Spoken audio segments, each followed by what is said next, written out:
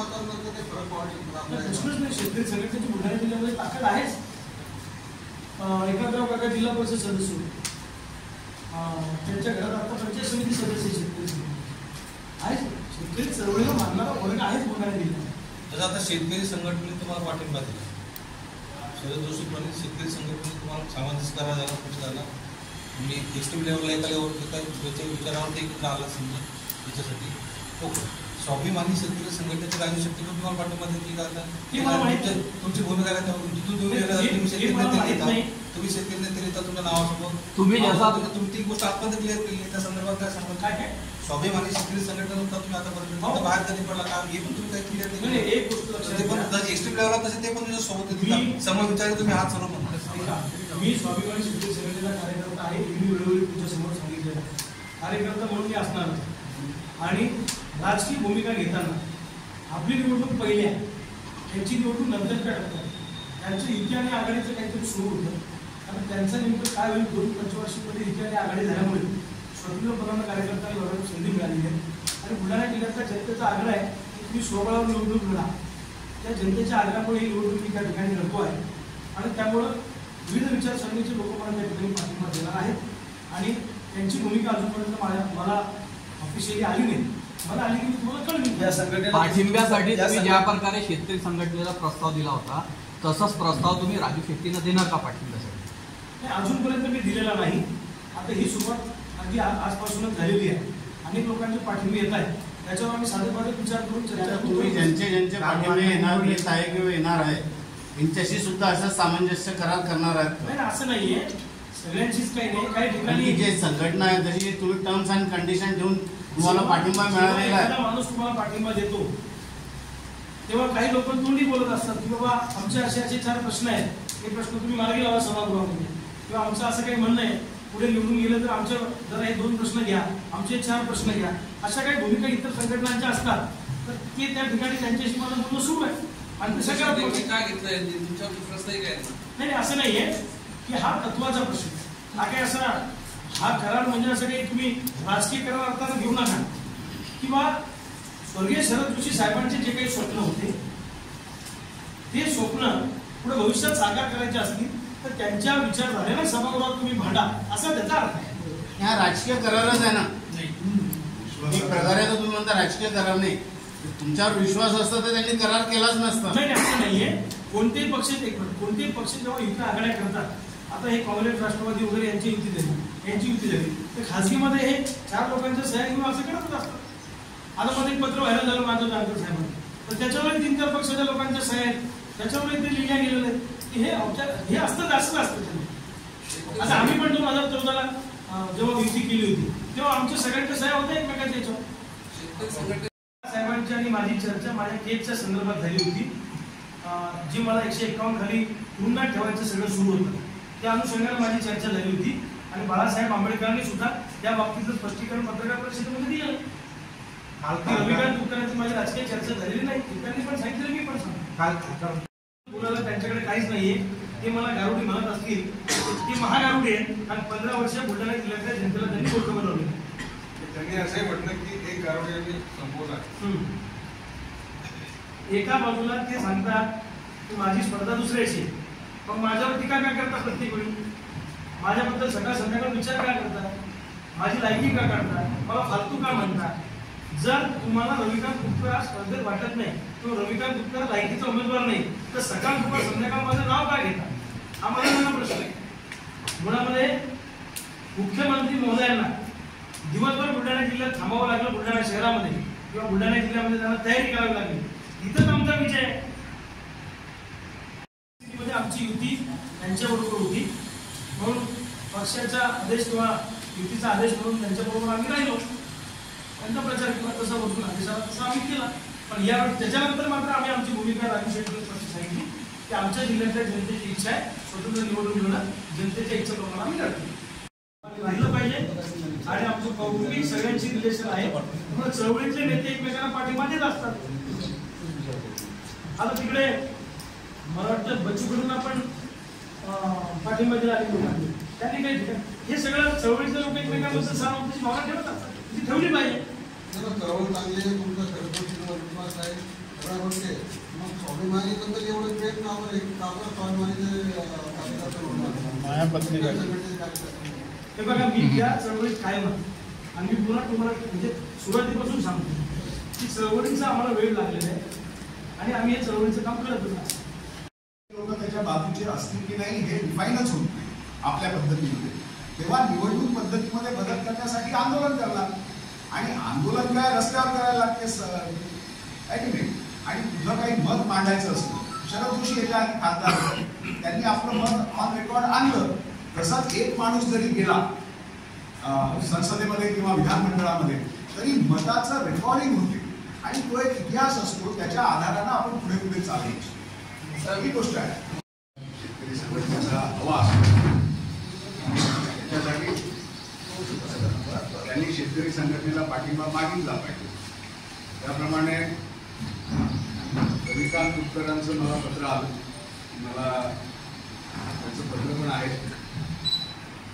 आणि त्याचा जुना सहकारी होता आणि शरद जोशींच्या विचारांवर त्याचा विश्वास आहे असं त्याने पत्र मला दिलं आणि यामुळे मला तुम्ही पाठिंबा एक्सटेंड करा संघटनेचा अशी विनंती. त्या विनंतीवरून शेतकरी संघटनेने एक मेमोरँडम ऑफ अंडरस्टँडिंग त्या कोणाला उमेदवाराला शेतकरी संघटनेचा पाठिंबा पाहिजे त्यांनी आमच्यामध्ये एक सामंजस्य करार किंवा सामंजस्य स्थापन करावं अशी भूमिका संघटनेने घेतली. प्रामुख्याने काय सामंजस्य प्रस्थापित झालं हे एक 10 कलमांचं सामंजस्य करार आमच्यामध्ये झाला. आता तुमच्या इथं याच्या अगोदर एका बैठकीत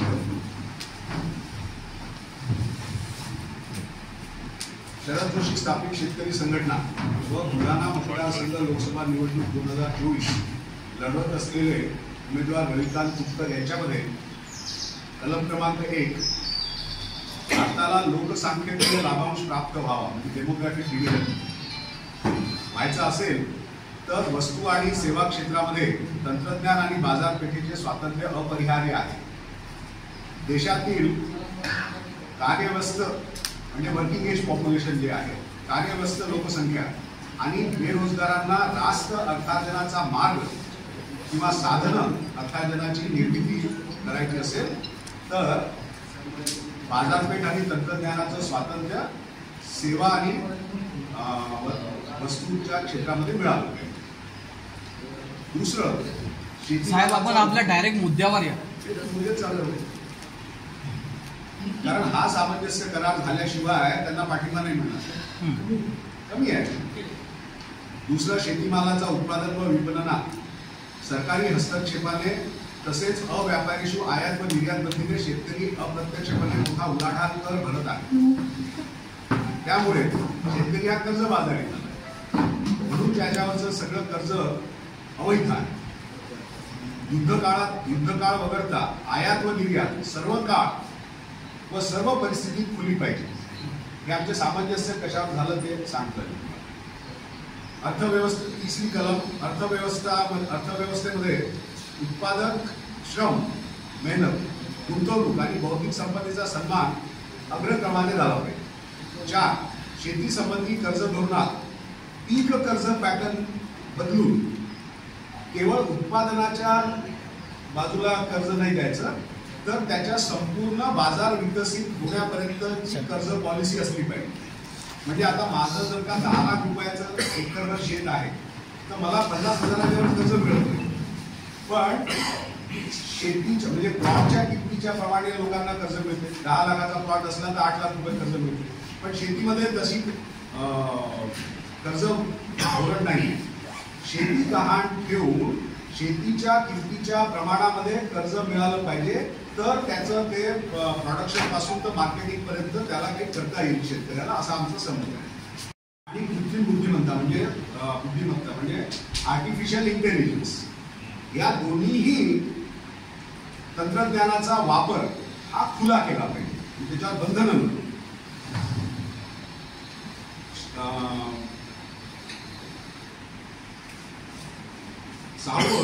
पर्यावरणासारखा जो विषय आहे त्याच्यावर गांभीर्याने चर्चा झाली पाहिजे. कारण भावनेत येऊन इको टेररिझम व्हायला नको, म्हणजे प्रगती थांबते त्याने. इको टेररिझम हे मोठं प्रकरण झालं आहे आता आपल्या देशामध्ये. भारतातील शेतकऱ्यांचे प्रश्न राज्यकर्त्यांनी स्वीकारलेल्या धोरणाचा परिणाम. त्यामुळे त्यांचे प्रश्न अर्थसंकल्पीय तरतुदींनी सुटू शकत नाही. म्हणजे दरवर्षी अर्थसंकल्पात शेतीसाठी काय आहे, शेतीसाठी काय आहे, यांनी ते प्रश्न सुटणार नाही. कारण अर्थसंकल्पामुळे शेती प्रश्न तयार झालेले नाही, ते सरकारच्या धोरणामुळे तयार झालेले आहेत. मग कोणतेही सरकार, कोणत्याही पक्षाचं. 8. लहान राज्यांची संकल्पना शेतकरी संघटना मान्य करते. तर तेव्हा लहान राज्यांची संकल्पना, लहान राज्य असणे व्यवस्थापनाच्या दृष्टीने आवश्यक आहे. तसेच कायदे करताना विधिमंडळातील लोकप्रतिनिधी, लोकप्रभाव त्यांनी जास्त वाढतो. कमी राज्य केले म्हणजे आमदारांची संख्या कमी होऊन जाते आणि लोकांच्या मताचा प्रभाव जास्त वाढतो. भारतीय निवडणूक पद्धतीमध्ये लोकशाहीच्या व्याख्येचे समाधान करण्याची अपुरी ठरते. म्हणजे 15-20% मतं असले तरी माणूस निवडून येतो. आणि ते लोकशाहीची व्याख्या, सर्वमान्य व्याख्या काय आहे? लोकांनी, लोकांसाठी, लोकांकरिता असलेले राज्य. पण कमी लोकांनी मतदान केलेले प्रतिनिधी असल्यामुळे लोकशाहीच्या व्याख्येमध्ये ही म्हणजे इलेक्टोरल रिफॉर्म्स जे आहेत त्या इलेक्टोरल रिफॉर्म्स संबंधी आहेत. 10. समस्या सोडवण्यासाठी पर्यायाची तसेच विकसित होण्याची संधी व्यक्तिनिहाय विपुल झाली पाहिजे. म्हणजे सगळ्यांना कोणताही प्रश्न पडला तर त्याला पर्याय मोठे झाले पाहिजे. म्हणजे व्यक्तिनिहाय स्वातंत्र्याच्या कक्षा रुंदावल्या पाहिजे. हे आमचं सामंजस्य आमचं झालं आहे. लोकांच्या हिताचे पण वास्तविक वाद स्वतःच्याच कटोऱ्यात काही नाही, तुम्ही दुसऱ्यांच्या कटोऱ्यात काय टाकणार? याचा अर्थ मला नाही.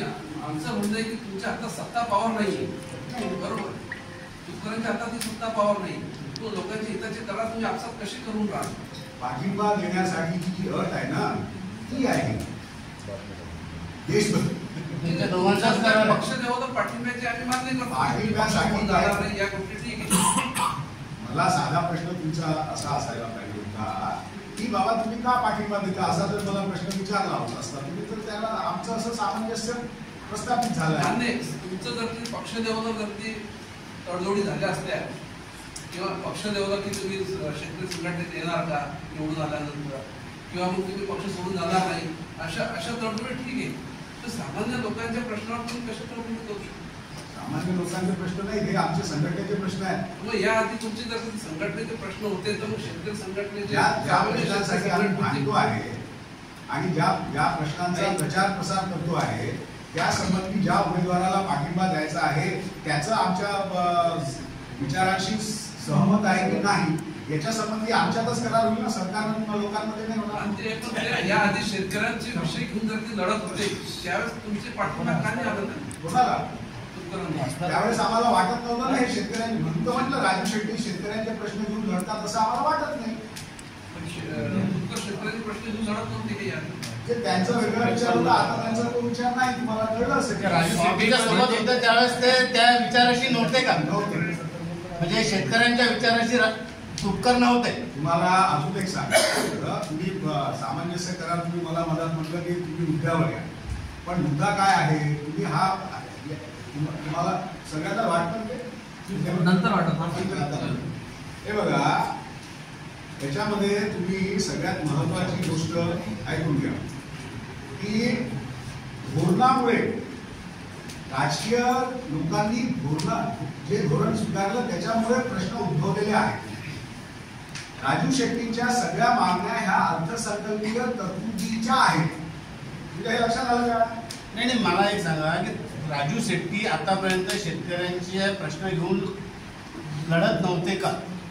हा पहिला प्रश्न. मला नाही वाटत. मग त्या तुपकरही त्यांच्या संघटनेत होते.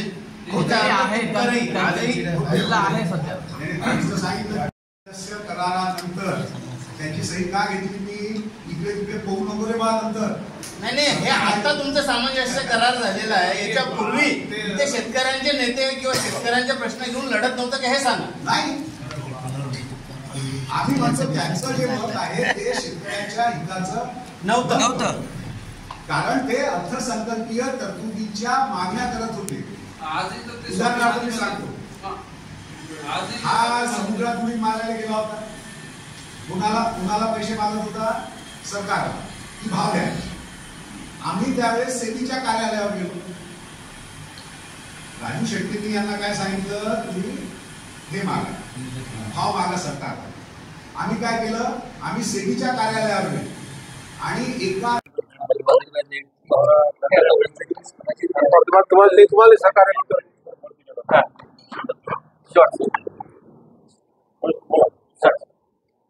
बुलढाणा लोकसभा मतदारसंघामध्ये रविकांत तुपकर यांना शेतकरी संघटना सक्रिय पाठिंबा देते आहे आणि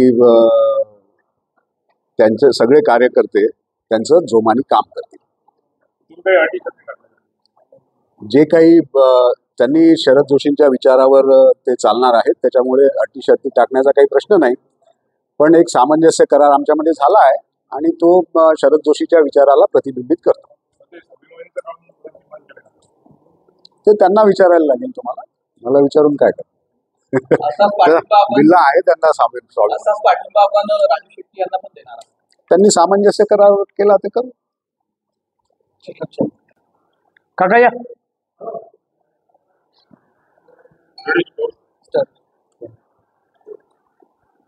बुलढाणा लोकसभा मतदारसंघातनं मी स्वतंत्रपणानं निवडणुकीला सामोरं जातो आहे. जनतेचा प्रचंड पाठिंबा त्या ठिकाणी मिळतो आहे आणि ही निवडणूक जनता विरुद्ध नेते म्हणजे धनशक्ती विरुद्ध जनशक्ती अशी होणार आहे. एका बाजूला दारू मटण ढाब्यावर पार्ट्या देणारे नेते आणि दुसऱ्या बाजूला चटणी भाकर खाऊन आम्ही लढणारे साधे कार्यकर्ते अशी निवडणूक होणार आहे. विजय हा सामान्य माणसाचा होणार आहे. आज स्वर्गीय शरद जोशी साहेबाच्या विचारानं ही चळवळ पुढे नेण्याचा एक विचार या ठिकाणी मांडला गेला आणि शेतकरी संघटनेनं मला या बुलढाणा लोकसभा मतदारसंघामध्ये पाठिंबा दिला. त्याबद्दल मी शेतकरी संघटनेच्या राज्य पातळीवर आणि बुलढाणा जिल्ह्यातील सगळ्या नेत्यांचे मनापासून आभार मानतो. शेतकरी संघटनेची ताकद माझ्या पाठीशी उभं राहिल्यामुळे विजयाचा मार्ग माझा सुकर झालेला आहे. त्याबद्दल मी शेतकरी संघटनेचे मनापासून धन्यवाद व्यक्त करतो. तो करार नाही, कॉमन मिनिमम प्रोग्रामवरचं हा आमच्या दोघांचं एकमत आहे. स्वर्गीय शरद जोशी साहेबांनी जे काही विचार मांडले त्या विचाराला अभिप्रेत होऊन तुम्ही चळवळीचं काम पुढे न्या अशा काही गोष्टी त्यांनी ठेवल्या आणि कॉमन मिनिमम प्रोग्रामवर पुढे जाण्याचा असा निर्णय त्या ठिकाणी झाला. त्याला काही सामंजस्य करार म्हणत नाही, त्याला कॉमन मिनिमम प्रोग्रामवर झालेलं एकमत म्हणतात. विचारधारा काय, आमच्या सगळी विचारधारा स्वर्गीय शरद जोशींचीच आहे. आमची शेतकरी चळवळीची एकच विचारधारा आहे. शेतकऱ्यांचं कल्याण करणं ही आमची विचारधारा आहे. काल मुख्यमंत्र्यांच्या सभेमध्ये खासदारांनी तुमच्यावर गंभीर आरोप केले का? तुम्हाला कारोडी खासदार प्रतापराव जाधवांच्या पायाखालची वाळू सरकलेली आहे. सगळे नेते एका बाजूला आणि आम्ही गावगाड्यातले सामान्य माणसं एका बाजूला. विजय आमचा आहे. रविकांत तुपकरचं जर काही खरं नाही तर तुम्ही 10-15 मिनिटं माझ्यावर भाषण करता, याचा अर्थ तुमच्या पायाखालची वाळू सरकलेली आहे.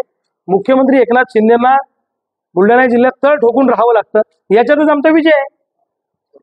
आणि मला तर ते गारुडी म्हणत असतील तर खरे गारुडी कोण आहे?